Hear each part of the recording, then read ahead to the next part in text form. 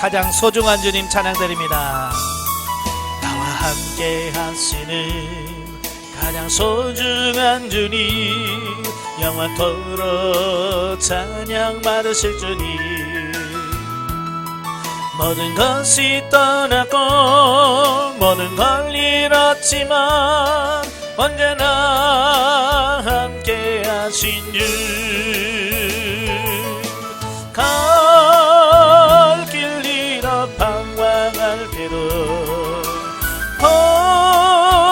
고통으로 눈물 흘릴 때도 걱정하지 말아라, 염려하지 말아라. 내가 내 형편을 알고 있느니라. 나 밖에는 너를 위로할 자 없고 나 밖에는 해결할 자 없나니. 믿고 기도하라, 믿고 행하여라. 말씀하시는 소중한 주님. 아멘. 기도하겠습니다. 은혜로우신 아버지, 오늘 시간에도 골로새서의 말씀을 같이 상고하게 있어서 감사합니다. 말씀을 할 때 우리 지각을 열어주시고 깨닫게 하여 주옵소서. 그리고 그 말씀대로 사는 역사가 있도록 도와주옵소서. 시종을 맡겨오며 예수님의 이름으로 감사하며 기도합나이다. 아멘. 자, 56페이지 보시면 골로새서 본문 이해가 나오게 되어지는데요. 자, 1장을 보면 문안 인사와 골로새 교회에 대한 감사와 기도 및 그리스도 신분에 대한 소개와 이방인을 위한 바울의 전도 사역에 대한 말씀을 하고 있어요. 자, 1절과 2절은 이제 문안 인사죠. 뭐 다른 서신들과 마찬가지로 그 발신자와 수신자를 밝히고 또 사도적 축도를 함으로써 이제 공식 문안 인사를 함으로 시작을 하죠. 자, 여기서 바울은 자기 자신을 뭘로 소개하냐면 하나님의 뜻, 하나님의 뜻에 따라 사도가 되었다라고 자기 자신의 사도권에 대한 신적 기원을 말씀하고 있죠. 이는 본서를 통하여 앞으로 전개할 기독론과 이단 척결의 요구가 주님의 명령에 의한 것임을 주지시키기 위함이다 라고 하는 겁니다. 그러니까 사도 바울이 전한 복음, 그리고 이 골로새서를 썼을 때 이 사도 바울이 사도라고 하는 것을 인정받으면 이게 하나님 말씀이구나, 이렇게 우리가 이해할 수 있겠죠. 근데 그 사도권을 인정 안 하면 지가 뭔데 이런 걸 써서 보내 라고 할 수 있다는 말이에요. 그러니까 사도 바울은 자기가 전할, 앞으로 이 골로새 교회에 전할 그 말씀들이 그냥 자기 생각이 아니라 하나님께 받은 말씀이라고 하는 것을 강조하기 위해서 자기의 사도권에 대한 말씀을 하는 겁니다. 근데 그것도 자기 마음대로 자칭 사도가 된 것이 아니라 하나님의 뜻에 따라서 사도가 됐다라고 밝히죠.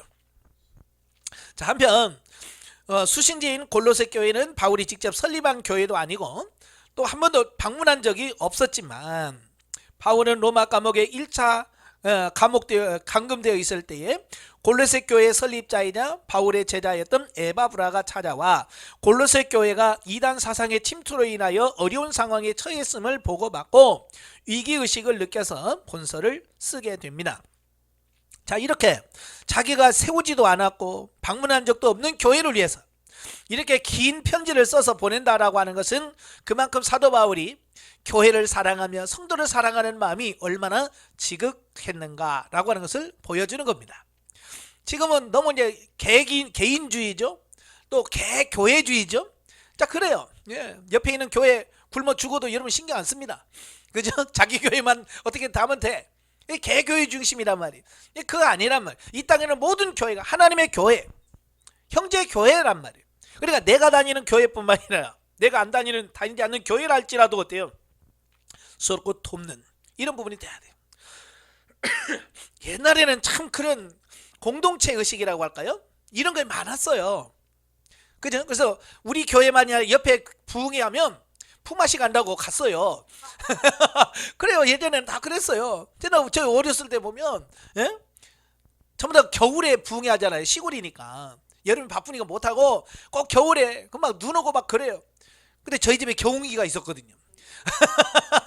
경운기 타고 20리 30리를 가는 거야. 저녁 먹고. 교인들 막 눈은 내리지. 그럼 막 이런 이불 같은 거 뒤집어 쓰고 지금처럼 뭐 파카가 있어요, 뭐가 있어요. 그냥 막 뒤집어 쓰고 가요. 달달달달 떨고 가서 집회 끝나고 지금처럼 뭐 10시에 끝나나요? 막 11시, 12시까지 해요. 옛날에 시간이 없었어. 부흥 강사님 막 열받으시면 막 어쨌든 자정을 넘어가. 예? 그러면 그 다 끝날 때까지 하고 또 밤에 오고 참 그랬어요. 근데 지금 뭐예요? 자기 교회에서도 안 해. 자기 교회에서 부흥회도 안 가요. 지금 이런 시대란 말이에요. 예? 참 우리가 회복해야 될 게 우리 공동체, 이 의식이 굉장히 필요하다. 그래서 여러분도 의식적으로 여러분 지나가시다가 뭐 네 교회 내 교회 없어. 교회 보이면 아버지 이 교회 축복해 주세요. 이 교회도 하나님의 교회인데. 자, 기도하시고 축복해 주세요. 저도 개척교회를 오래 하다 보니까요. 지하에 있는 교회, 작은 교회 이렇게 보면 알잖아요. 아이고 이렇게 작냐라고 생각하면 꼭 기도해 줘요. 하나님 이 교회에 하나님 힘 주시옵소서. 왜 나도 힘들어 봤거든요. 예. 그래서 이렇게 서로 기도해 주면서 협력해 주는. 예?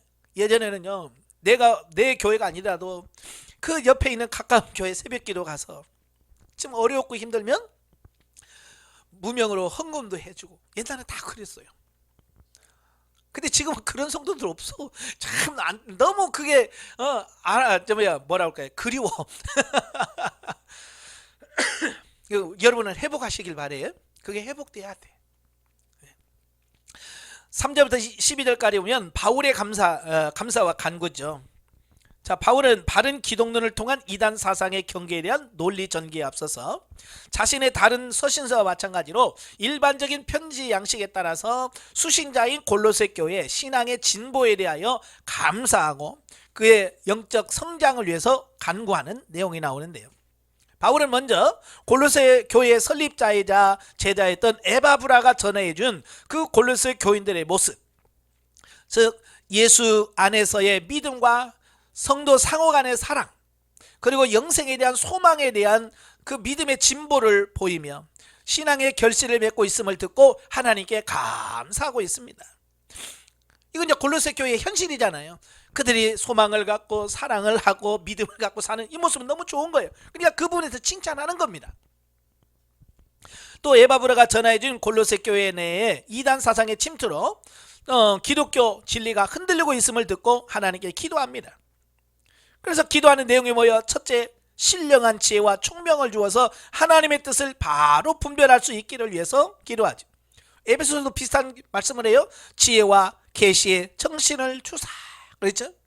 예, 지혜와 계시의 정신을 줘서 분별할 수 있기를 위해서 기도해 주는 그런 내용이 나옵니다. 둘째는 뭐냐? 영적으로 성장하여 주의 부르심이 합당한 생활을 통해 하나님을 기쁘시게 하며 하나님을 더 알아가기 위해서 기도합니다.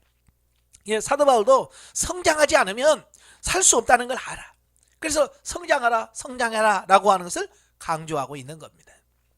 세 번째로 성도의 삶 가운데서 인내와 오래 참음과 기쁨과 감사 등의 하나님의 능력이 나타나기를 기도하고 있습니다. 자, 성도는 말씀 속에서 계속 성장하며 열매 맺는 그리스도인의 삶을 살아야 합니다. 즉 골로새 교회가 그러했던 것처럼 우리의 믿음의 진보를 모든 사람에게 나타내 보임으로써 자신뿐만 아니라 우리의 영향권 안에 있는 모든 이들이 구원받게 해야 한다라고 하는 겁니다. 그러니까 나만 잘 믿고 나만 구원받으면 되게 아니라 이제는 나로 인해서 다른 사람들이 구원받고 영적으로 성장하고 세워가는 일에 힘쓰셔야 돼요. 그러려고 하다 보니까 어때요? 내가 먼저 성장하고 내가 먼저 변화돼야 돼요. 자녀들에게도 그래요. 내가 먼저 살면서 자녀들에게 얘기하면 금방 듣습니다. 그래 내가 살지 않으면서 자녀들에게 얘기하면 자녀들은 틀림없이 그래. 엄마나 잘해. 그 말을 들으면 뭐예요? 아, 내가 그렇게 아이들한테 본을 보여주지 못했구나. 이걸 말씀해 주는 거예요. 그럼 우리는 뭐라고 그래야 돼? 미안하다. 그래야 되는데 이런 버리장머리 없이 네가 말 안 한다고. 그러니까 자식들이 부모를 봐도 존경이 안 되잖아. 제발 여러분은 본을 보이십시오.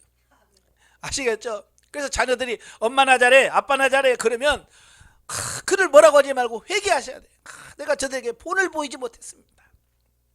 친구들한테도 마찬가지. 야 교회 가자 그러면 너나 잘 가. 그러면 내가 그에게 평소에 본을 보이지 못한 거예요. 사도 바울이 그 얘기를 하고 있는 거예요. 너희가 믿음의 진보를 보여라. 그 믿음의 진보라는 게 변화된 삶을 보여주는 것만큼 가장 확실한 전도 방법이 없다. 그 얘기를 하고 있는 거예요. 여러분도 변화되길 바라요. 예. 13절 23절에 보면 그리스도의 신분과 사역에 대한 말씀이에요. 이제 본론으로 들어가는데요. 이제 본론의 첫 단락으로서 그리스도에 대한 바른 견해, 즉 그리스도의 신분, 곧 그리스도가 어떤 분이신지와 그분이 어떤 사역을 하셨는지에 대한 언급을 하고 있습니다. 이 말씀은요, 요한복음 서문 1장 1절부터 18절과 히브리서 1장부터 3장과 더불어서 3대 기독론이라고 말합니다. 예수가 어떤 분인가 라고 하는 부분을 설교하는 가장 좋은 3대 기독론 중에 하나가 될 만큼 예수님에 대하여 가장 명확하게 잘 설명하고 있다, 그 얘기입니다. 자, 본문을 좀 더 세분해 보면 구속주가 되신 그리스도의 신분과 만물의 창조되신 하나님의 권위와 또 십자가의 죽음과 부활을 통해 교회가 머리가 되신 그리스도의 지위, 그리고 우리의 죄를 대속하셔서 하나님의 자녀가 되게 하심으로 화목주가 되신 그리스도의 역할을 아주 논리적이고 순차적으로 잘 설명하고 있습니다. 예, 그리고 그리스도 안에서 참 믿음 위에 굳게 서며 인내할 것을 권면함과 동시에 바울 자신이 바로 복음을 전파하기 위하여 부르심을 받은 복음의 일꾼이라고 증거하고 있습니다. 자, 당시 골로새 교회 내에 침투했던 그 혼합주의적 이단 사상은 기독교의 복음을 변질시켰으며 그리스도에 대한 초대교회의 신앙을 흔들어 놓았기에 바울은 이를 경계하기 위해서 골로새 교인들에게 본문의 내용과 같은 기독론을 펴는 겁니다. 서론에서 말씀드렸지만 바른 믿음은 예수 그리스도를 어떻게 이해하고 있느냐, 이걸 여기서부터 출발하는 겁니다. 그걸 모르니까, 예수가 어떤 분인 걸 정확하게 모르니까 기복신앙으로 빠져요. 그냥 복이나 받자, 그렇게 빠지는 겁니다. 또 세상에서 축복을 생각하는 번영신앙, 이런 것으로 빠지는 겁니다. 왜? 예수 그리스도를 정확하게 모르는 데서 오는 겁니다. 그래서 우리는 예수 그리스도가 어떤 분인가 라고 하는 부분을 정확하게 아는 저와 여러분이 되시게 해야 돼요. 그래서 골로새 교회에 침투한 이단의 정체는 율법주의와 같이 유대적 요소를 지닌 것과 또 천사숭배, 금욕주의, 헬라 철학의 영향을 받은 영지주의적 요소를 지닌 것, 그리고 그리스도를 완전히 무시하지는 않으나 인성만을 지닌 존재로 격화시킨 반기독교적인 요소를 가진 것 등으로 규정할 수 있다. 그러니까 한두 가지가 아닌 거예요. 골로새 교회는 이단은 다 모인 거예요. 본문을 통해서 우리는 오늘날 예수 그리스도의 신성을 부인하지는 않지만 완전한 신성을 거부한 자든지 단지 예수님을 인간으로서 탁월한 분이었다라고 말하는 사상에 휩쓸려 믿음에서 떠난 일이 없도록 하기 위해서 바른 기독론 위에 바른 신앙을 정립해야 함을 교훈해주고 있습니다. 그러니까 이단들이 성경을 말하고 있어요. 우리가 똑같은 성경을 사용하고 있습니다. 그렇지만 그들은 같은 성경을 쓰면서도 같은 예수님은 말하지 않아요. 아까도 서론에서 말했지만 예수님이 그래 훌륭한 일을 하셨어. 그러나 그분 갖고는 안 돼. 내가 완성해야 돼. 이제 이단들이 주는 그런 거거든요. 예수가 실패한 걸 내가 완성해야 돼. 내가 이루어 라고 말한단 말이에요. 그러니까 예수님에 대해서 모르면 그래? 예수님 못한 걸 당신이 한다고? 그럼 믿어야지, 이렇게 된단 말이에요. 근데 우리는 예수님에 대해서 정확하게 하면 네가 뭔데? 예수님 완벽한 걸 왜 네가 해? 우리는 이단에 대해서 대처할 수 있다고 말입니다. 그러니까 기독론이 뭔지를 정확하게 알고 예수 그리스도가 어떤 분인가를 정확하게 알아야만 이단에 대처할 수 있다, 그 얘기입니다. 24절부터 29절에 보면 이방인을 위한 하나님의 구원 계획과 바울의 사역입니다. 자, 본문에서 복음의 일꾼된 바울 자신의 사역을 구체적으로 언급하면서 자신이 고난을 받는 것은 복음 전파의 사명 때문이며 교회 일꾼으로 부름받은 목적은 지금까지 감추었던 하나님의 비밀을 성도들에게 나타내 보이기 위함이라고 하였다. 자, 여기서 하나님의 비밀은 온 인류를 구원하고자 하시는 예수 그리스도를 통한 하나님의 구원 계획과 섭리로 유대인들에게만 계시되었던 복음이 이방인에까지 확장되어 이제 이방인들도 그리스도를 믿음으로 구원받게 되었다라고 하는 겁니다. 그러니까 구약시대는 이게 비밀이었어요. 근데 예수 그리스도가 이 땅에 오셔서 십자가 못 박혀 죽으심으로 그 비밀이 이제는 유대인들만이 아니라 모든 이방인들에게도 뭐야? 예수만 믿으면 구원을 받아 라고 하는 이것이 전파된 거야. 이제 비밀이 해제가 된 거죠. 예, 따라서 그리스도의 교회가 복음을 전하며 하나님으로부터 받은 지혜로 진리를 가르치는 것은 각 사람들로 하여금 그리스도를 주로 영접하여 믿게 할 뿐만 아니라 그리스도 안에서 완전한 자로 서게 하기 위함임을 밝히면서 바울 자신도 이를 위해 수고를 아끼지 않고 있음을 고백하였다. 바울이 전도 사역을 위해서 힘을 다해 수고한 바와 같이 성도들 역시 하나님 나라의 확장을 위하여 모든 것을 바치는 충성된 자들이 되어야 할 것이다. 예, 사도 바울은 그 복음을 위해서 어떻게 해요? 자기 생명을 내걸었습니다. 감옥에 들어갔습니다. 그럼 바울만 그렇게 해야 됩니까? 우리도 그렇게 해야 되잖아요. 그죠? 예, 우리도 바울처럼 복음을 전하고 우리가 영적으로 성장하면서 감옥에 들어갈 수도 각오도 할 수 있고 그래야 되지 않겠어요? 자, 영적 일보죠. 자, 믿음이란 말씀을 듣고 믿고 변화를 받아 성숙하여 그 말씀대로 살 수 있는 것이다. 그러니까 믿음이라고 하는 것은 어떤 지식도 아니고 신념도 아니고 어떤 이론이 아니에요. 우리가 그 말씀을 듣고 믿고 순종해서 내 삶 속에서 변화되고서 그 말씀대로 살 수 있는 상태가 되어야 믿음이라고 하는 겁니다. 예. 근데 그게 안 되니까 세상에 이길 수 있는 힘이 없어요. 믿음이 없기 때문에. 하나님의 섭리를 아는 믿음 안에 현세 천국의 안식 안에 거하는 자들은 세상을 초월할 수 있는 담대함이 생깁니다. 몸은 비록 이 땅에 있지만 우리의 생각과 마음은 현세 천국 속에 들어가서 그 삶을 풍성히 누리면 누릴수록 세상에 대한 관심이 적어집니다. 예, 그러지 못하니까 우리가 세상에 그렇게 관심이 많지. 그지? 어때요? 여러분 관심은 요즘 뭐예요? 예? 세상에 관심이 있어요? 하나님의 나라에 소망 관심이 많아요? 예, 성도들 만나면 맨날 세상 얘기만 해요. 왜? 관심이 오직 세상에 있기 때문에. 여러분은 하나님의 나라와 천국이 여러분의 관심이 있어서 만나서 얘기하면 하나님의 나라와 예수 그리스도와 복음과 우리가 영성으로 어떻게 변화될 것인가 라고 그 얘기를 하셔야 돼요. 사도 바울은요, 성경 안에서 신령한 지혜와 총명으로 하나님의 뜻을 아는 지식으로 채워지면 범사의 말씀대로 살 수 있는 진리를 알았다. 우리는 범사에 하나님을 아는 지식이 자라갈수록 환난과 고난이 오더라도 하나님의 뜻을 알게 되어 그 속에서 기뻐하고 감사하고 찬송할 수 있는 자가 될 것이다. 그래서 우리 영은 하나님을 아는 지식으로 성장을 합니다. 아시겠죠? 그래서 열심히 성경 읽으시고요, 기도하시고요. 또 자녀에 대한 부모의 사랑은 이 땅에서 하나님의 사랑을 가장 잘 보여주는 모형이다. 부모와 자녀 간의 친한 사랑은 서로의 유익을 먼저 생각합니다. 이와 같이 하나님과 우리와의 관계로 친아버지와의 자녀의 관계처럼 밀접하고 애정 있는 관계가 되어야 합니다. 네. 참 예전에는 부모와의 사랑이 어찌 보면 가장 숭고하고 고귀한 사랑이었어요. 그래서 예전에는 높고 높은 하늘이라 말들 하지만, 예? 나는 그보다도 더 높은 게 있어. 어머니의 사랑이야. 그런데 지금은 안 그래. 그죠? 그냥 애기들을 굶겨 죽이지, 때려 죽이지. 난 그런 뉴스 볼 때마다 정말 세상에 악해도 어떻게 그러냐. 예전에는 하나님의 사랑을 비유하면서 부모의 사랑을 비유를 들었어요. 근데 지금 젊은 애들한테요, 어머니의 사랑 이야기하면요, 하나님의 사랑이 이해가 안 돼. 왜? 자기 엄마들은요, 자기만 생기고 자식들은 희생을 안 해. 요즘 젊은 부모들은. 그러니까 이제는 하나님의 사랑을 비유할 게 없어.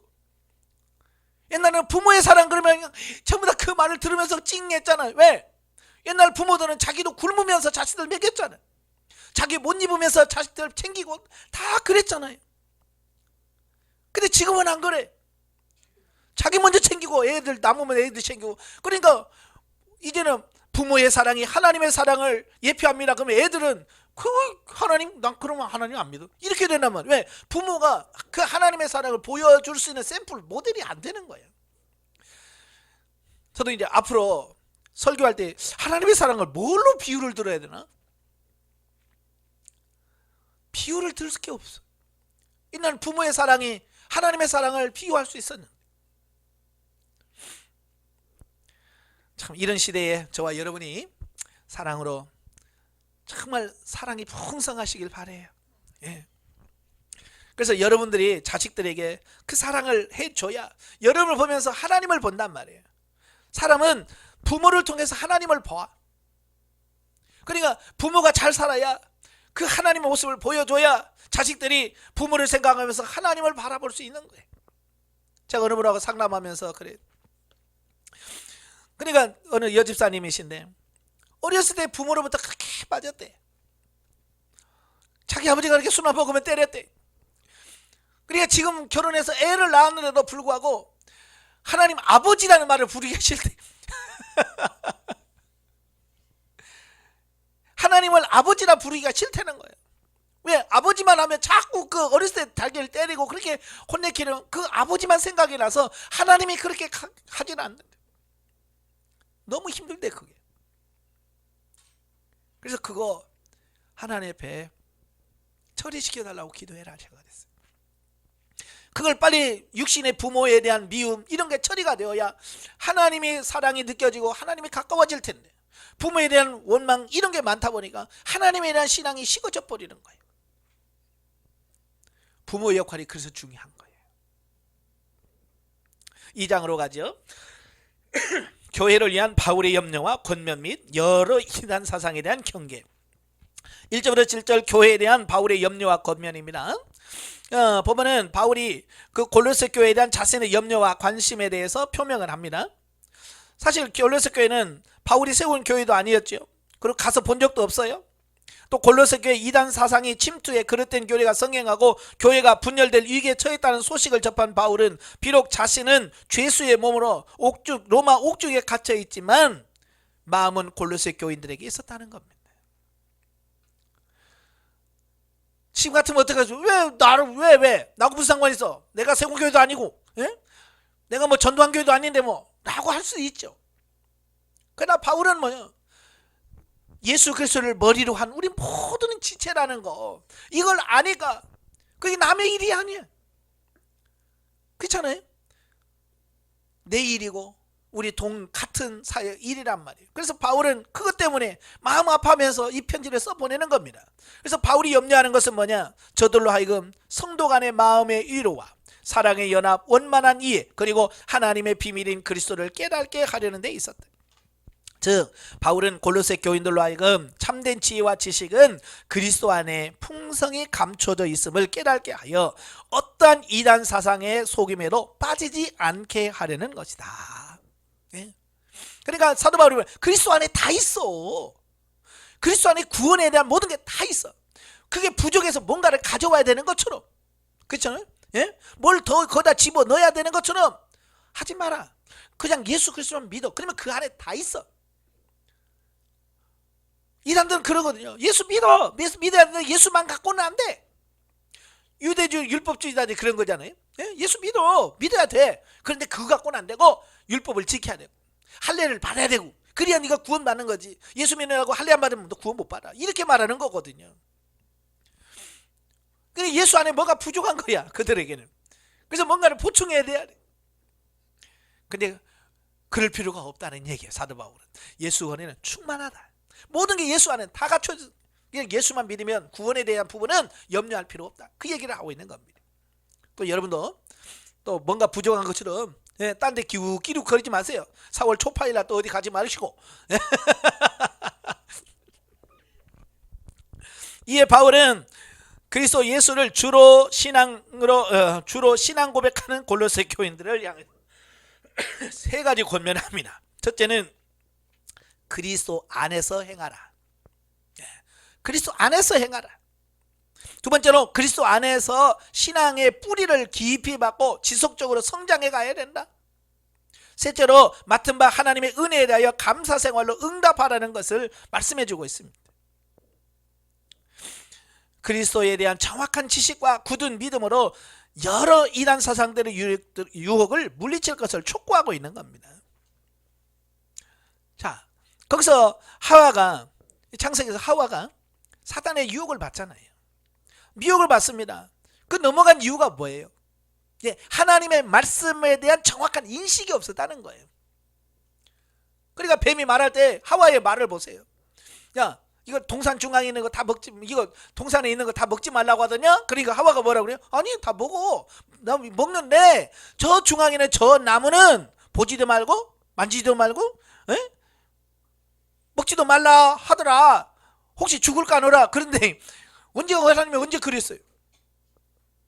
그런 말 안 했잖아요. 그냥 먹지 마라. 먹은다는 죽으리라 그랬거든요. 근데 그 하나님 말씀을 자기가 자기 마음대로 그걸 해석한 거예요. 보지도 말고 만지지 말고 먹지도 말라고 그랬어. 그거 먹으면 죽을까 하노라 그래. 그러니까 넘어가 버린 거야. 바로 사도 바울이 그 말씀을 지금 하면서 뭐라고 그래요? 말씀에 대한 정확한 인식이 필요하다. 오늘도 마찬가지예요. 예수 그리스도에 대한 정확한 인식이 필요하지. 그 인식이 없으니까 설마 이럴까? 그러니까 예수 믿으면 정말 천국 갈까? 그러고 있는데 그거 갖고 안 돼. 이거 해야 되고. 그래? 그렇게 되어지는 거예요. 자, 여러분도 그러잖아요. 예를 들어서 물건을 살려고 할 때 이걸 살까 저거 살까. 근데 처음에 살 때 난 이거 살 거야 라고 딱 했으면 누가 옆에서 사러 싫어 이거 살 거야 라고 할 텐데, 가면서 물건 사러 가면서 이거 살까 저거 살까 고민하면서 아직 결정을 못 내렸어. 근데 옆에서 이게 좋대. 그래? 그래서 그걸 살 수밖에 없는 거야. 왜? 내가 확신이 없기 때문에 그러는 거예요. 예수 믿는 거로 이단도 마찬가지예요. 내가 그리스도에 대한 확신이 있다면 누가 뭐라 그래? 싫어 나 이거 예수 믿을래 라고 하면 돼. 근데 그게 확신이 없는 거야. 확신이 없으니까 예수 믿어야 되는데 이만희도 믿어야 되는데 그래? 이만희가 하나님이라는데 그래? 이렇게 되는 거야. 내가 왜? 내가 내 믿음에 대한 확신이 없기 때문에 흔들리는 겁니다. 지금 사도 바울이 그 얘기하고 있는 거예요. 너희가 바른 신앙과 바른 말씀 안에 굳게 서면 요동하지 않는다. 지금 그러지 않기 때문에 너희가 지금 흔들리고 이 사람이 와서 이야기하면 그런가? 또 저 사람이 말하면 그래? 하고 넘어갈 수밖에 없다는 거예요. 여러분도 하나님의 말씀에 굳게 서는 것이 그래서 중요한 거예요. 8절부터 23절에 보면 그릇된 교훈에 대한 경계. 본문에서 바울은 골로새 교회에 침투한 여러 이단 사상들에 대하여 그리스도의 계시와 신앙에 비추어 논박하면서, 먼저 당시 골로새 교회 안에는 여러 이단 사상들이 모두 그리스도의 충만과는 대조되는 공허한 것임을 밝혔네. 그래서 공허라고 하는 말은 헛된 속임수, 알맹이가 하나도 없는 그런 뜻이에요. 즉 하나님의 충만은 성육신하신 예수 그리스도 안에 계셨고 그것을 다시 예수 그리스도 안에 있는 성도들에게 채워주심으로 그리스도와 연합함으로써 성도들은 그리스도 안에서 충만케 된다라고 말합니다. 자, 우리가 하나님은 예수 그리스도 안에 모든 걸 충만케 하셨어요.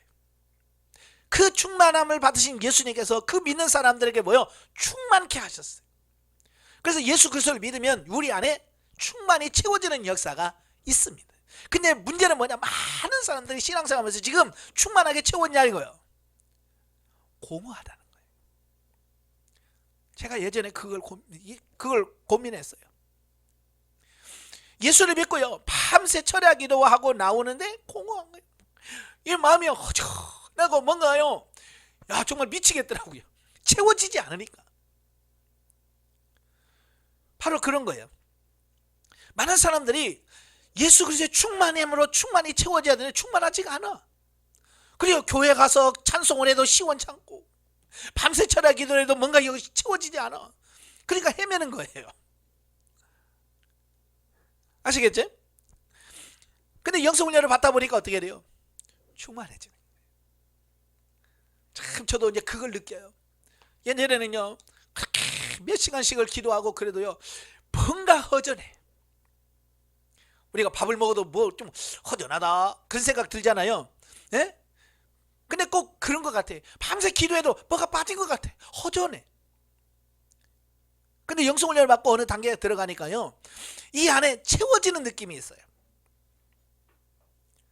그래서 항상 어때요? 이 안에 충만히 채워진 느낌이 나요. 마치 밥을 진짜 많이 먹으면 그 포만감 때문에 느끼잖아요. 그런 것처럼 영적인 그런 평안을 느껴. 그런 삶이 되어야 돼. 근데 많은 사람들이 지금 그런 충만히 채워지는 역사가 없어요. 공허하단 말이에요. 혹시 여러분 안에 그런 공허함은 없는지 우리 자신을 살펴보십시오. 그리고 바울은 그 당시 골로새 교회에 유행했던 다양한 이단적 사상들을 조목조목 다루며 그 허구성을 밝히면서, 첫 번째로 바울이 거론하는 것은 할례를 행하며 율법의 규정을 따라서 먹고 마시는 것과 절기, 안식일 등의 율법과 전통 준수를 강조하는 율법주의에 대하여 언급을 합니다. 이에 대해서 바울은 심판하시는 일은 오직 하나님께만 하실 수 있는 일이며, 율법의 실체이신 그리스도께서 오셨는데도 아직도 그림자에 불과한 율법에 머문다는 것은 어리석은 짓임을 밝힘으로써 그 허구성을 지적하고 있습니다. 구약의 율법, 절기, 이 모든 것은 예수 그리스도까지예요. 예수 그리스도께서 모든 걸 다 바꾸셨어요. 그렇기 때문에 지금 안식일 먹는 거 이런 거 의미가 없어요. 왜? 예수 그리스도가 다 성취하셨기 때문에. 근데 유대적 율법주의자들은 아직도 실체 대신 예수님을 바라보지 못하고 그림자요, 모형이요, 예표인 구약 그걸 붙들고 아직도 있더라 그 말입니다. 여러분도 마찬가지예요. 예수 그리스도 안에서 모든 걸 다 이루셨어요. 그러니까 아직도 율법주의에 들어가서 또 뭔가를 더 해야 될 것처럼 그런 걸 부족함을 느끼는 여러분이 안 되면 좋겠어요.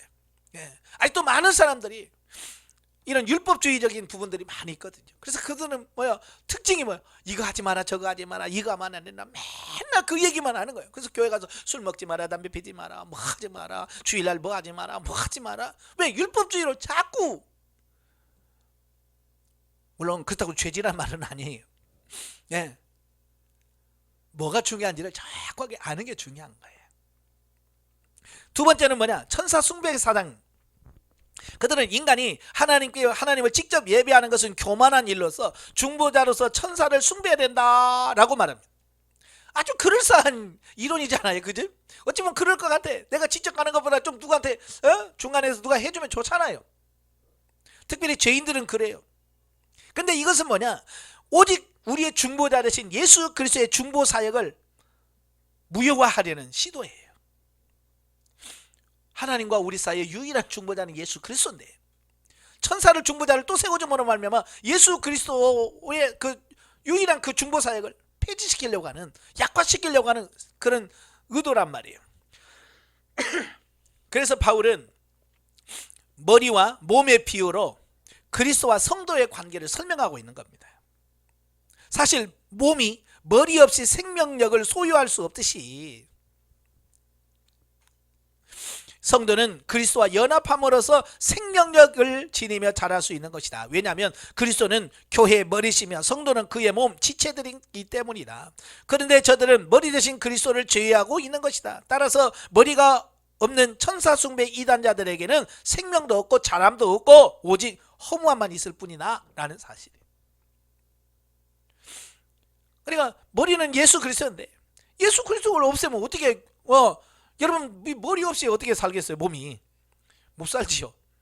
마찬가지로 예수 그리스도 없는 교회는 의미가 없다. 셋째로, 인간이 만든 규정으로 하나님의 지지를 얻는 수단으로 여기면서 이를 강요하는 금욕주의자들에 대한 경고를 하고 있습니다. 금욕주의라는 것은 금식하고 결혼도 안 하고 이런 것들을 말합니다. 하나님께서 예수 그리스도 통해서 완전한 구원을 성취하셨어요. 우리가 그냥 믿음으로 아멘하면 돼. 근데 그거 가지고 부족해. 내가 뭔가를 더 해야 돼. 그죠? 이게 문제인 거예요. 뭔가를 자꾸 추가하려고 하는 거예요. 그래서 금식을 해야 되고 철야 기도를 해야 되고 이런 거예요. 아니 그런 게 아니에요.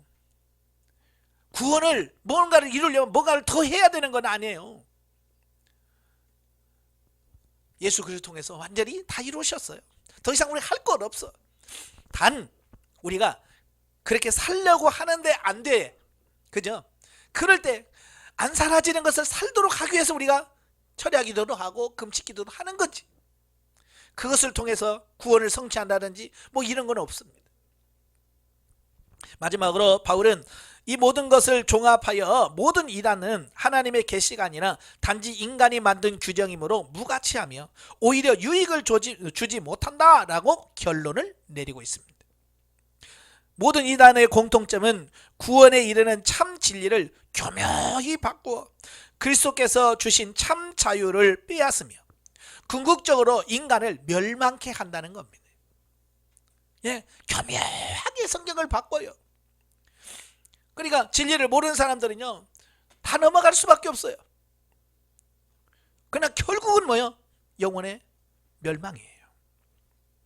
따라서 우리는 본문을 통하여 인간인 동시에 하나님이시며 육신으로 이 땅에 오셔서 사망 권세를 이기고 부활하신 그리스도와 영적으로 연합하면 성도로서의 참 자유를 얻을 뿐만 아니라 이러한 이단의 사상을 능히 이겨낼 수 있다는 교훈을 얻게 됩니다.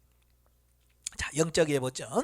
자, 하늘의 신령한 진리와 지식을 얻지 못하면 감정과 경험에 근거한 신앙에 빠지기가 쉽다. 예. 근데요, 이 감정과 경험은요, 사람마다 다르고요, 상황마다 또 달라요. 그죠? 그걸 어떻게 따라가? 맨날 바뀌는 걸.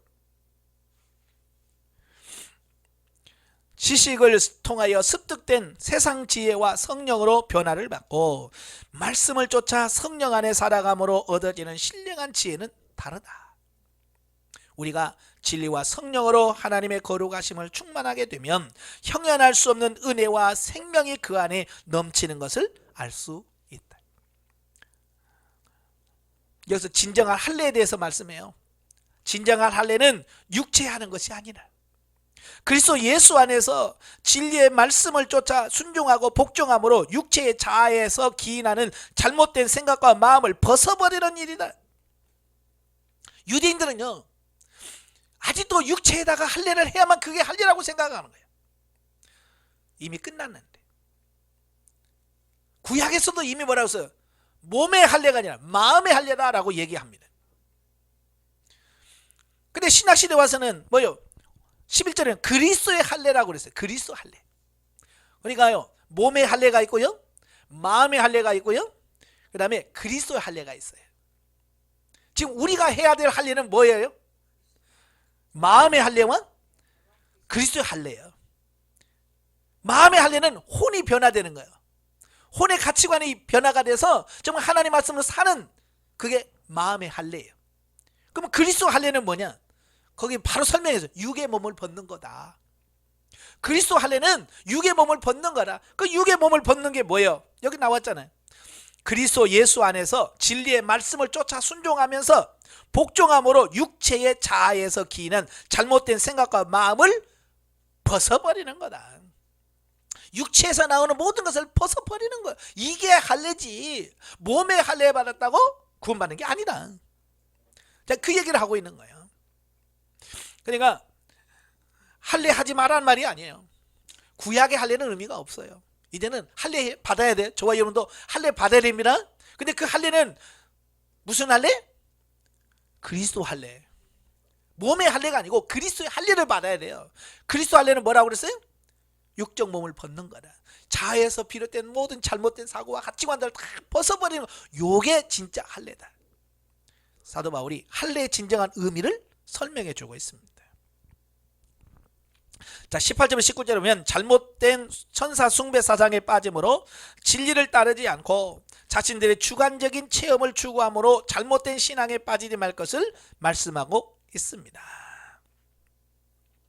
예수님이 우리의 머리 되시려고 우리는 그분을 의지하고 예수님의 교훈을 믿고 따라가는 것이 진리적인 삶이다. 체험은 진리에 더 가까이 가도록 주신 것인데 은사와 능력을 충만히 받고 자기를 드러내고 주님을 도외시하는 잘못된 신비주의는 변질된 신앙이다. 예, 체험과 이런 경험은 우리로 진리로 세우려고 주시는 거예요. 근데 그게 목적이 되면 체험주의로 빠지면 안 됩니다. 그걸 통해서 내가 영적으로 하나님에 더 가까이 가고 예수 그리스도를 닮아가는 데 써야지. 그 체험이 목적이 되면 안 됩니다. 넘겨서 주의 말씀을 쫓아 순종하는 것과 율법적으로 순종하는 것은 다르다. 육체와 마음을 쫓아 사는 삶은 하늘의 유업을 받을 수 없고 하나님의 진노를 자초하는 결과를 가져옵니다. 예. 그래서 로마서 8장 12절에 뭐라 육신에서 육신대로 살면 반드시 죽으려니와 영으로서 몸의 행실을 죽이면 산다라고 그랬습니다. 에베소 2장 3절에 뭐야? 진노의 자라라 그랬습니다. 육신을 따라 사는 사람은 하나님의 진노의 대상이 돼요. 그래서 우리가 육체로 살면 안 되는 이유가 바로 거기 있는 거예요. 자, 3장이죠. 세 사람의 성도의 삶의 원칙 및 일상생활과 가정생활에서의 권면입니다. 1절에서 4절 그리스도인의 삶의 원칙. 본문에서 바울은 그리스도의 실천적인 삶의 근본 원칙을 제시하고 있는데요, 이것은 한마디로 요약하면 위의 것을 찾으라라는 겁니다. 그리스도인, 오늘날 신앙생활 한다는 저와 여러분들이 기본적으로 해야 되는 게 뭐라고요? 위의 것을 찾아야 된다. 여기서 사실 성도가 위의 것, 즉 하늘의 소망을 두어야 하는 것은 이미 그리스도와 신비적인 연합을 한 성도는 옛사람을 모든 성도의 대표이신 그리스도께서 십자가에 못 박혀 죽으실 때 함께 못 박혀 죽었으며, 또 그리스도의 부활과 함께 새 사람을 입었을 뿐만 아니라 그리스도가 영광 중에 재림하실 때 함께 영광선 자리에 서게 될 것이기 때문이다 라고 하는 겁니다. 자, 위의 것은 뭐요? 하늘나라에 속한 것, 영적인 것, 신령한 것을 말합니다. 우리는 그걸 놓고 추구하면서 살아가야 돼요. 그런데 아직도 우리는 뭐요? 아직도 땅의 것에 그렇게 목을 메고 기도하고 있습니다. 여러분은 빼고. 예. 참 영성 훈련 안 받는 사람들, 예? 교회 가서 막 눈물로 콧물로 기도하는 내용 가만히 들어봐요. 뭐 때문에 그렇게 기도하는지. 영적으로 바르게 세워 살고 성숙하려고 우는 사람이 있어요? 없어요. 맨날 뭘 먹고 그래? 저 썩을 윈수 같은 남편 때문에 내가 어떻게 자식들 어떻게 저거 어떻게 사람 좀 만들어 볼까? 다 탕에 걸 놓고 기도하는 거예요. 하늘에 속한 것, 위의 것을 바라보면 그거 가지고 울 게 아닌데, 그렇잖아요. 그거 가지고 금식할 일이 아닌데. 이러한 본문을 통해서 비록 성도는 이 세상에 살고 있지만 본질적인 본향은 천국에 둔 천국 시민으로서 하나님 나라에 합당한 성결한 삶을 살아야 함을 교훈해주고 있습니다. 그래서 우리는 땅에다 초점 맞출 것이냐 하늘에다 초점 맞출 것이냐, 자, 이 부분을 우리가 잘 기억하시고서 우리는 하늘에 초점 맞추는 삶이 되셔야 됩니다. 자, 5절부터 11절에 보면 새 사람인 성도가 버려야 할 것들. 자, 보면은 바울은 그리스도와 연합하여 새 사람이 된 성도가 생활 속에서 벗어버려야 할 것을 나열하고 이러한 죄와 완전히 단절된 생활을 해야 된다라고 권고하고 있습니다. 자, 본문에서 바울이 나열하는 성도가 버려야 될 것은 그 땅의 것인데요, 그거 뭐냐? 첫째, 옛사람의 성품으로서 음란과 부정과 사욕과 악한 정욕과 탐심, 곧 우상 숭배이며, 그랬죠? 자, 우리가 예수 그리스도를 믿고 변화됐어요. 그러면 이런 것들을 버려야 돼요. 아직도 그 안에 살면 안 돼요. 그죠? 그래서 우리 안에 혹시라도 이런 것들이 있는지 우리 자신을 살펴보고 과감하게 이런 부분들을 십자가에서 처리하는 여러분 되시기를 바랍니다. 둘째는 뭐냐? 옛사람의 행위를, 옛사람 육신으로 살 때 그 행위, 분을 내고 악의와 회방과 부끄러운 말, 곧 거짓말이라 그랬어. 예전에는 이런 게 그냥 재밌었어요. 그러나 이제는 뭐요? 내가 새 사람이 되어서는 이걸 내려놓으셔야 돼. 아시겠죠? 왜냐? 이 같은 것들은요, 하나같이 하나님의 진노를 임하게 하는 것들이에요. 그래서 이 같은 짓을 하면 하나님의 진노를 내릴 수밖에 없다는 거예요. 그래서 이런 것들을 내려놔야 돼요. 그리스도와 함께 죽어 새 사람이 된 성도는 마땅히 그리스도 안에서 새롭게 창조된 새 형상을 따라 살기 위해서는 버려야 할 것들이다. 이러한 부모는 옛사람 곧 죄의 지배를 받던 사람과 새사람 곧 그리스도 안에서 죄와 분리된 사람을 대조시켜 삶의 구체적인 변화를 촉구하는 면에서 동일한 옥중서신으로 유사한 주제를 다룬 에베소서 5장 1절부터 21절과 매우 비슷하다라는 겁니다. 자, 12절부터 17절까지 보면 새 사람인 성도가 갖춰야 될 덕목. 그러니까 버려야 될 것이 있고 취해야 될 게 있어요. 그러니까 죄나 육신에 속한 것은 버려야 되고 그 새 사람, 변화된 이런 부분들은 계속 장려하고 갖춰야 돼요. 그래서 보면은 그리스도와 연합된 성도 이상 곧 새 사람이 되어진 것은 무엇인가를 구체적으로 설명하고 있습니다. 즉 새 사람은 하나님의 성품을 본받아 그리스도인으로서의 바른 덕목을 갖추어야 한다. 그냥 교회만 다녀서는 안 돼. 그냥 예배당만 왔다 갔다 하면 안 돼. 이제는 뭐요? 본질적으로 변화가 돼야 돼요. 새로워져야 돼. 예수 그리스도의 성품으로 바뀌어져야 돼. 그래서 바울이 권면하고 있는 새 사람이 된 성도가 갖춰야 될 덕목이 뭐냐? 긍휼과 자비와 겸손과 온유와 오래 참음과 더불어 사랑입니다. 먼저 성도 자신이 하나님의 사랑을 소유하고 이어서 성도 상호 간의 사랑으로 좋아해야 한다는 것이다. 그러니까 수직적인 관계, 하나님과 나와의 관계와 수평적인 관계, 사람과 사람과의 관계가 이게 잘 되어야 돼요. 근데 우리는 지금 한쪽으로 치우친단 말이에요. 우리가 지금 한국교회는 어디로 다 치우치냐면 수직적인 관계, 하나님의 관계라만 초점을 맞추려고 많이 노력을 해요. 대신 수평적인 관계에 신경을 안 써. 여러분, 수평적인 관계가 안 되면 수직적인 관계로 안 돼요. 아시겠죠? 그러니까 이건 상호 종화해야 돼. 사람과의 관계가 좋아야 하나님과 관계가 좋고 하나님과 관계가 좋아야 사람과의 관계가 좋은 거예요. 이건 한쪽으로 치우치면 안 돼. 이게 조화가 돼야 돼. 조화가. 예전에 보통 성도들이 말했어요. 하나님만 좋아하면 되지 마. 사람이 봐. 그래서 그렇게 신앙생활이 많다고요. 그러면 그럴 것 같죠? 그죠? 아니란 말이에요. 하나님을 잘 섬기려면 수평관계가 잘 돼야 돼. 또 수평관계가 잘 되려면 하나님과 나와의 관계가 잘 돼야 돼요. 어느 한쪽만 가지고는 안 돼요. 왜? 이게 연결되어 있기 때문에 그래요. 그래서 사도 바울이 신앙생활하면 그냥 하나님만 잘 섬기면 되지 왜 대인관계 이야기를 자꾸 해? 우리 그렇게 생각한단 말이에요. 그래서 사도 바울은 이 수직과 수평적인 관계를 알기 때문에 수직적인 관계, 하나님 관계가 잘 되려면 대인관계가 잘 돼야 돼. 이걸 설명하고 있는 겁니다. 근데 오늘날도 많은 사람들이 그걸 이해를 못해요. 그죠? 특히 신앙생활 잘한다고 하시는 분들 보면 대부분이 그래. 하나님만 잘하면 된다. 하나님께만 잘하면 되지 뭐.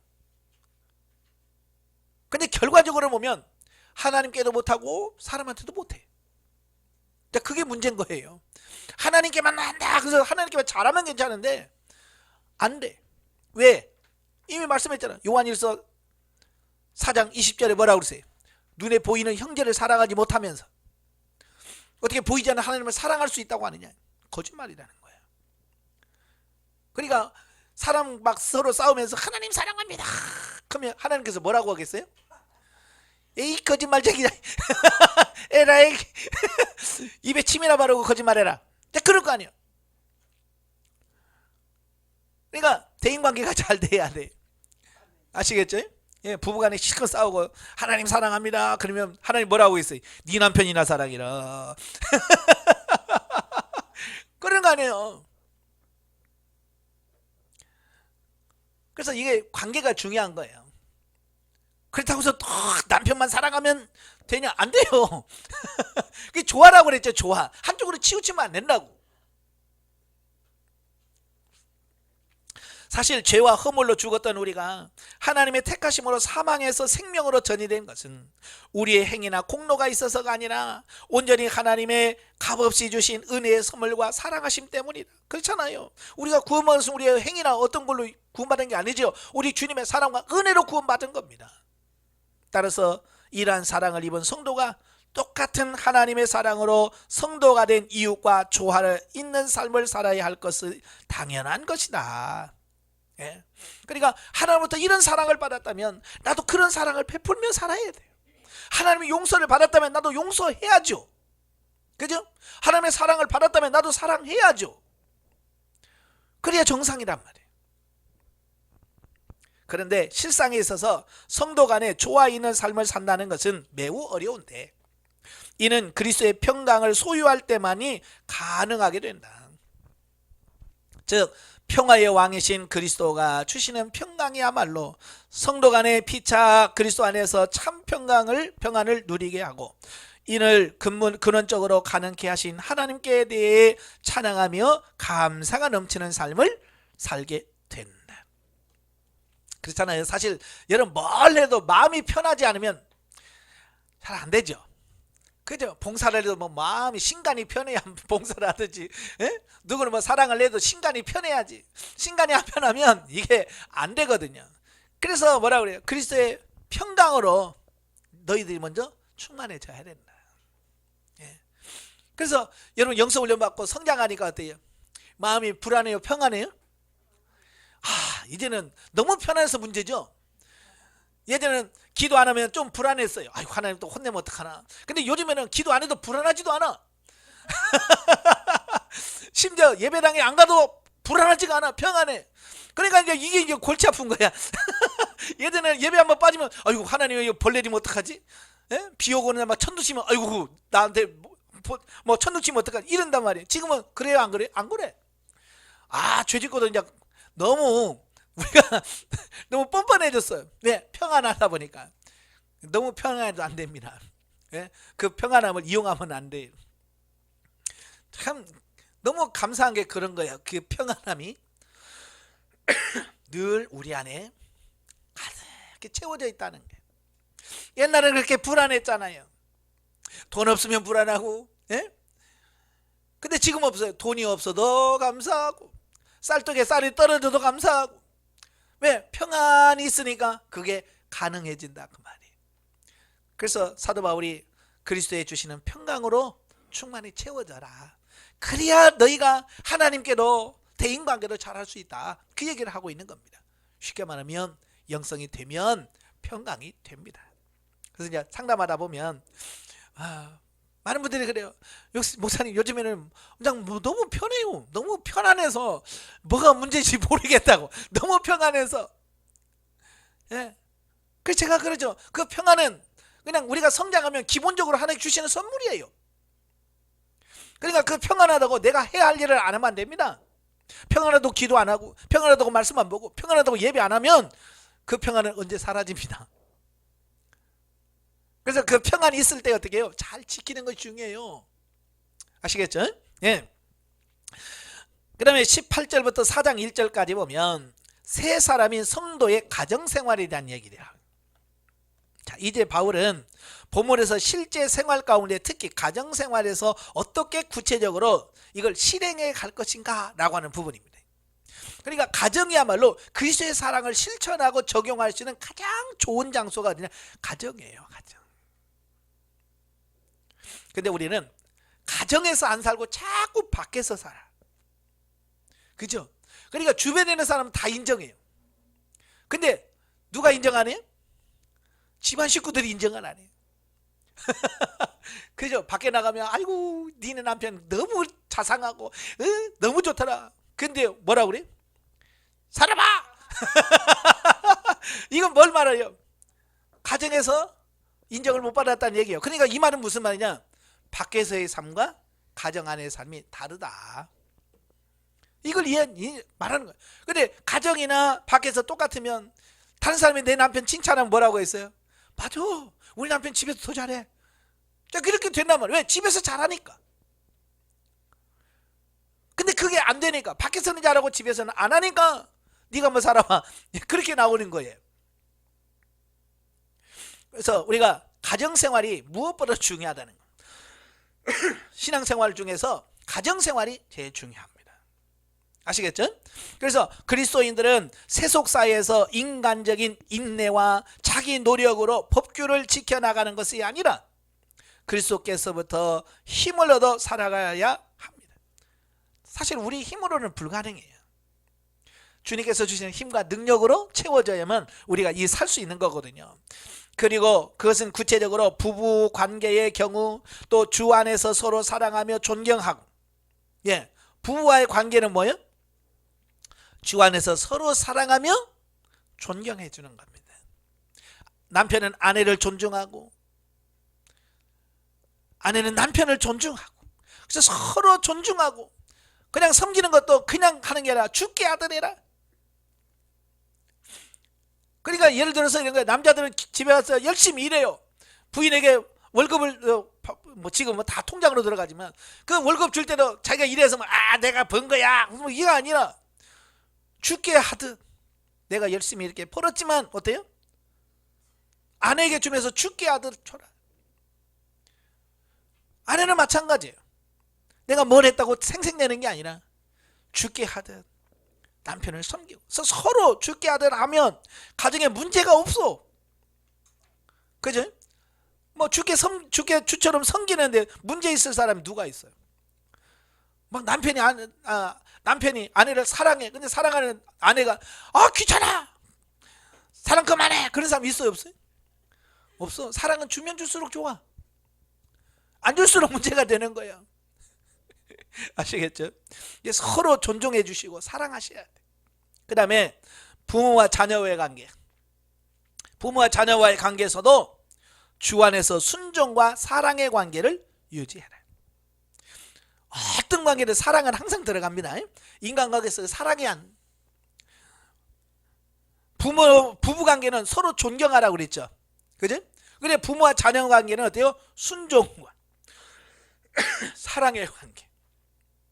자녀는 부모에게 순종하고 부모는 자녀를 사랑하고, 이 관계가 잘 돼야 돼요. 그래서 제가 그러잖아요. 자식이 부모의 말에 순종하지 않는 사람들 있잖아요. 그게 부모 말 안 듣는 자식은 결국 하나님 말씀도 안 듣는다는 얘기예요. 그래서 육신의 부모의 말을 잘 듣는 사람이 결국 하나님 말씀을 듣게 돼 있어요. 많은 분들이 그래요. 육신의 부모는 안 섬기면서 맨날 하나님 기도하니까 하나님께서 말씀을 안 하죠. 그러니까 맨날 뭐라고 그래요? 우리도 대답이 없어요 라고 말한단 말이에요.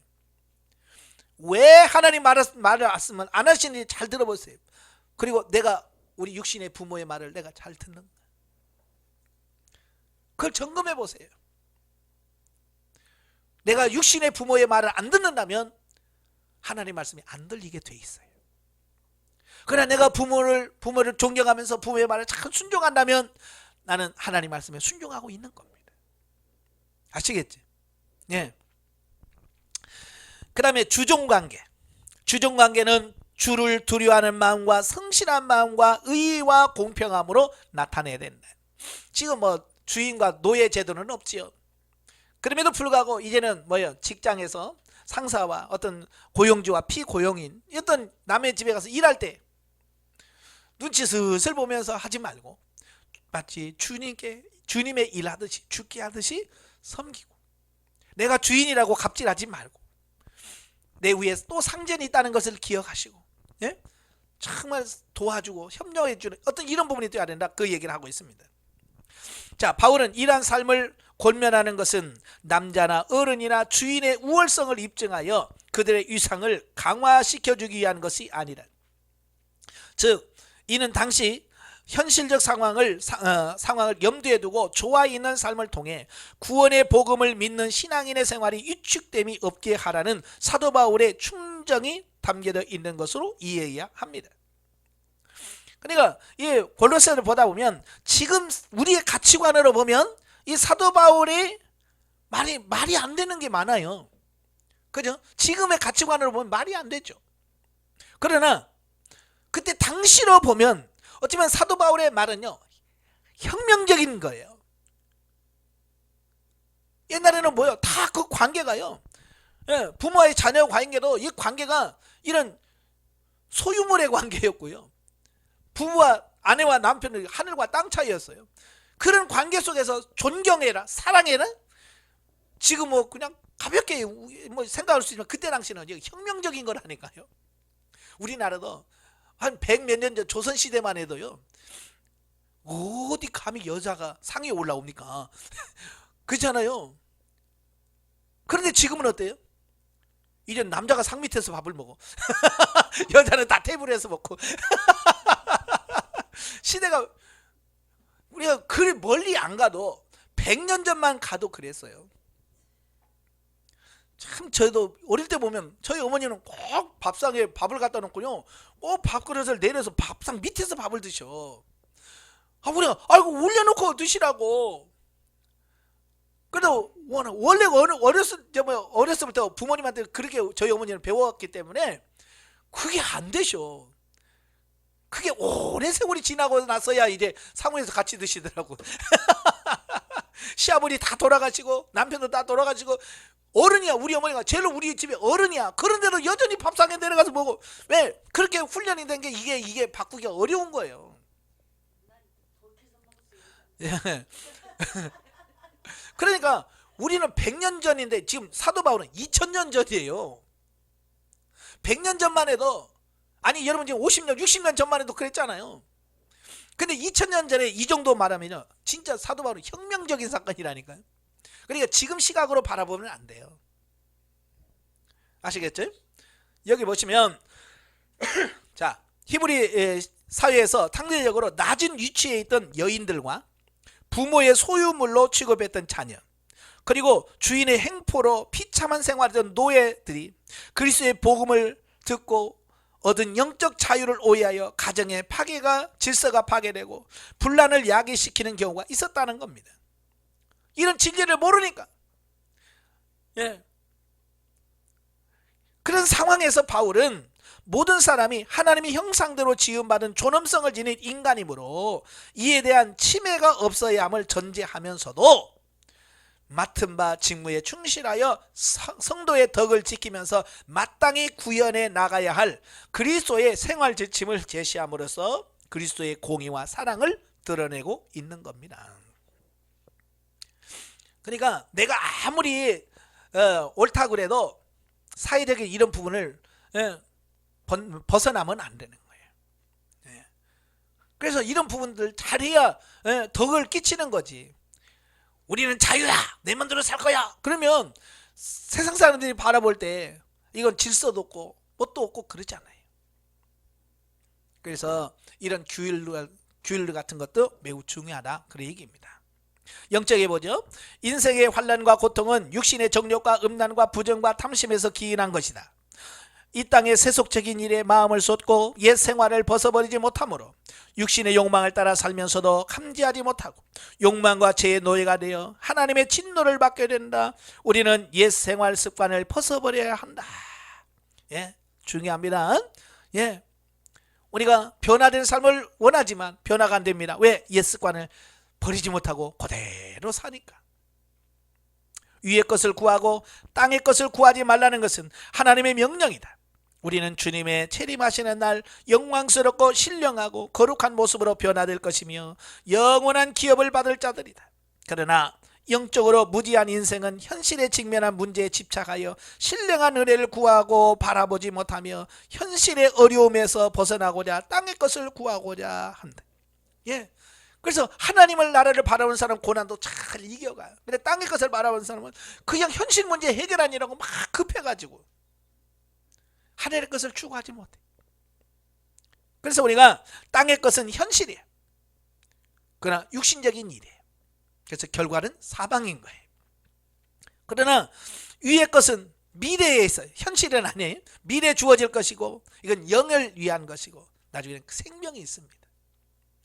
결과가 분명히 달라요.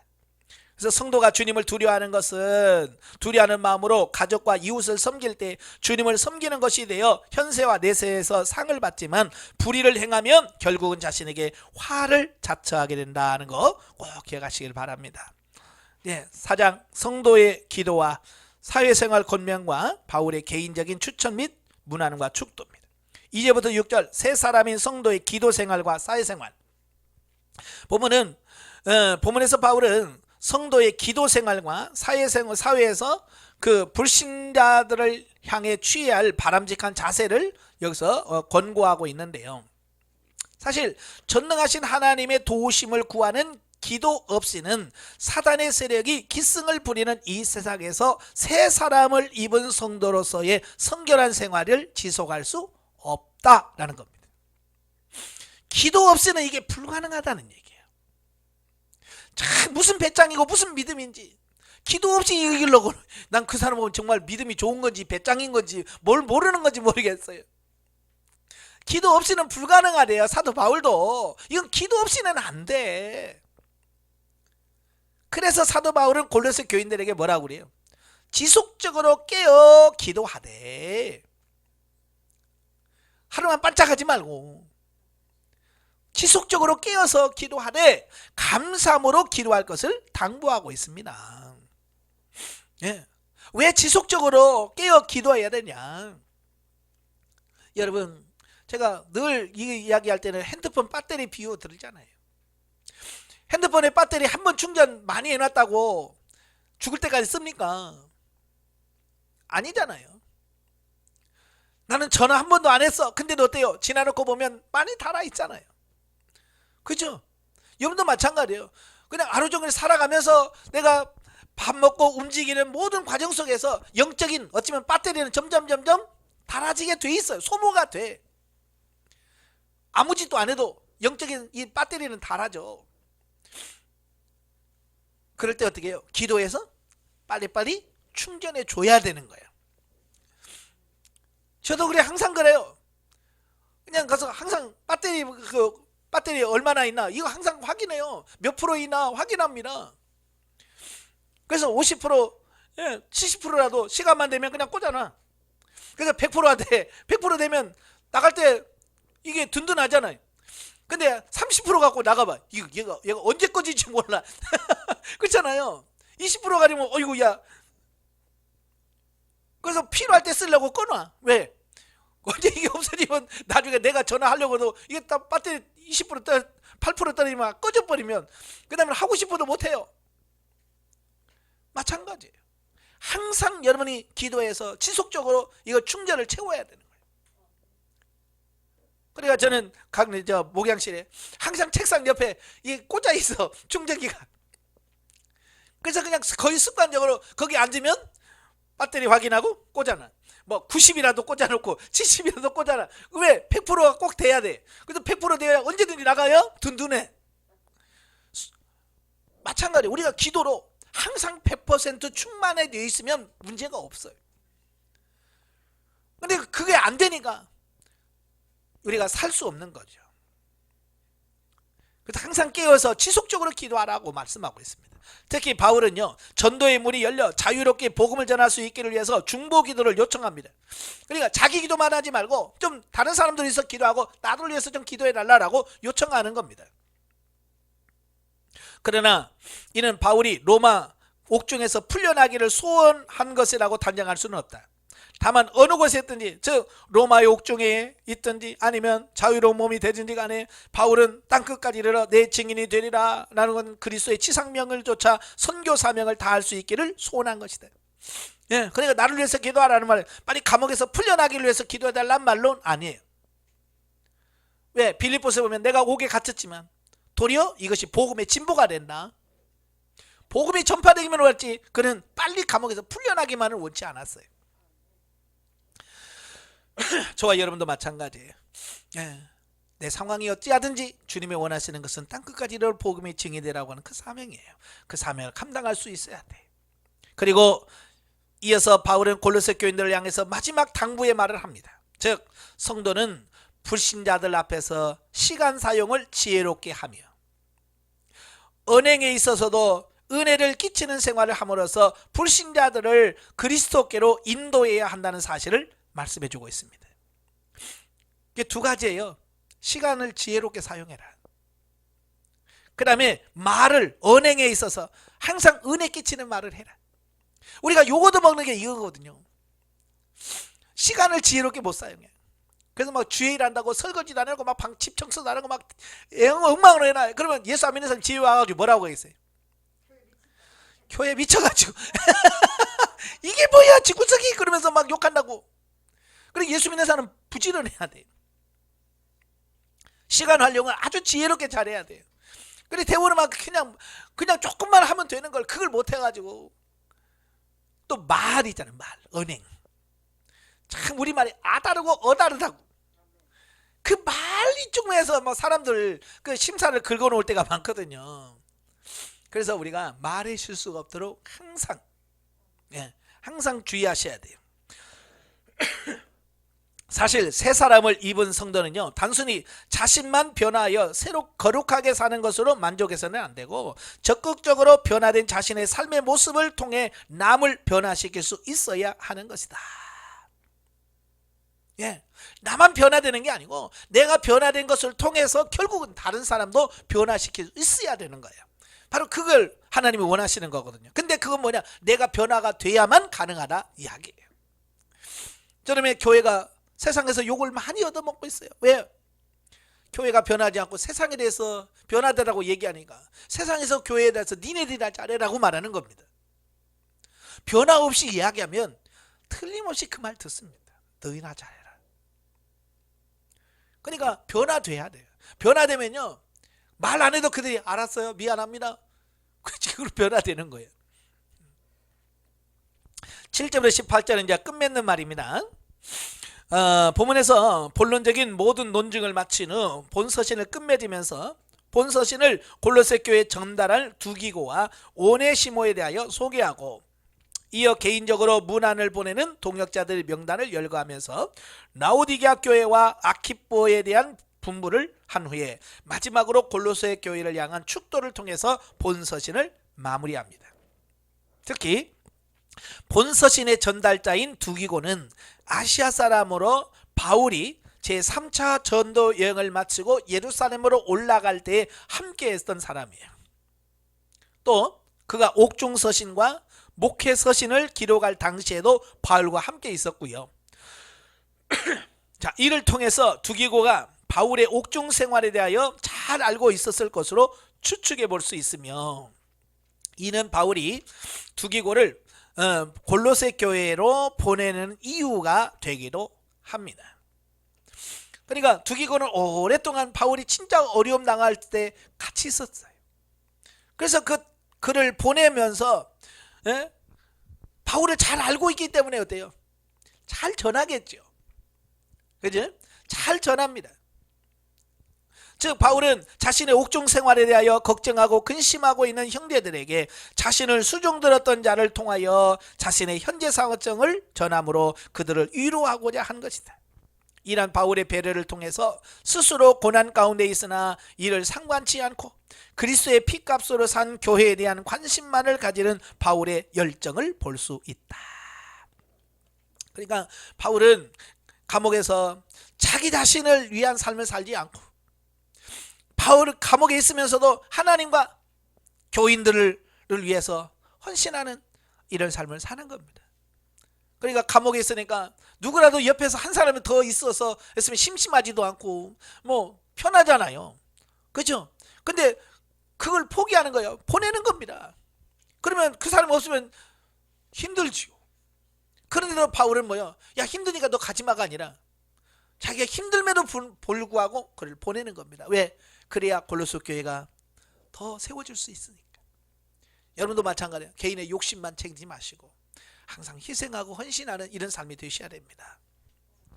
한편 아리스다고와 마가 등 개인적으로 문안을 보내는 자신의 동역자들을 한 명씩 일일이 소개하는 바울의 시도는 비록 지역적으로 멀리 떨어져 있으나 그리스도 안에서 하나의 유기체인 교회가 상호 협력해야 하고 친교를 나눠야 함을 보여줍니다. 또한 이러한 각 지체인 성도들이 협력하여 하나님의 나라의 확장을 도모할 때 비로소 교회의 머리이신 그리스도를 기쁘시게 한다는 것도 교훈을 받을 수 있습니다. 그래서 우리 이 땅에 있는 교회가 하나가 되고 서로 사랑하고 협력하는 여러분 되시길 바라요. 영적입니다. 우리는 하늘의 신령한 지혜를 따라 행하되 세월을 아껴야 한다 그랬죠? 짜임새 있는 생활을 강조하셔요. 게으르면 안 됩니다. 또 진리를 따라 살 수 있는 기회, 타인을 섬길 수 있는 기회를 주실 때 저버리지 말아야 됩니다. 그러니까 저도 보니까 기회는 날마다 있는 게 아니더라고요. 딱 줄 때 기회가 있을 때가 있어요. 그러니까 그 기회를 하나님께서 주신 기회를 놓치지 말고 잘 선용해서 하나님 뜻을 이루는 여러분 되시기를 바랍니다. 기도하겠습니다. 은혜로우신 아버지, 오늘 골로새서를 통해서 우리에게 많은 교훈을 줍니다. 그 교훈들을 가슴에 새기게 하시고 특별히 예수 그리스도에 대한 정확한 믿음과 확신을 갖고 그 어떤 유혹에도 넘어지지 않고 승리하는 우리 모두가 될 수 있도록 도와주시옵소서. 예수님의 이름으로 감사하며 기도합나이다. 아멘. 하나님께 드립니다.